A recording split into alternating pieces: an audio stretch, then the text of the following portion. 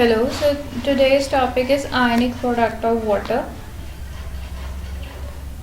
Is basically of chemistry. So here water H2O, when it will dissociate, it will give H positive plus OH negative.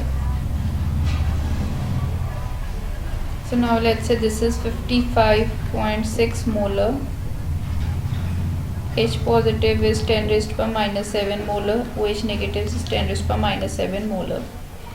Kw is H positive, then OH negative. This bracket denotes concentration. So 10 raised to power minus 7 into 10 raised to power minus 7, this comes out to be minus 14. Powers will be added. So pH plus pOH is equal to 14. So 7 plus 7, hence this is 14. Now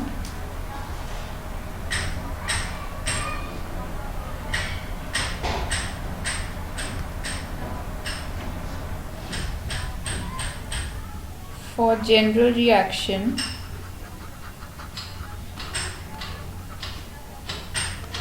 A plus B gives C plus D. So Ka is equal to products, concentration of products over concentration of reactants. So Ka is association constant. So products, here we have C, concentration of C, and D. Reactants, we have concentration of A and concentration of B.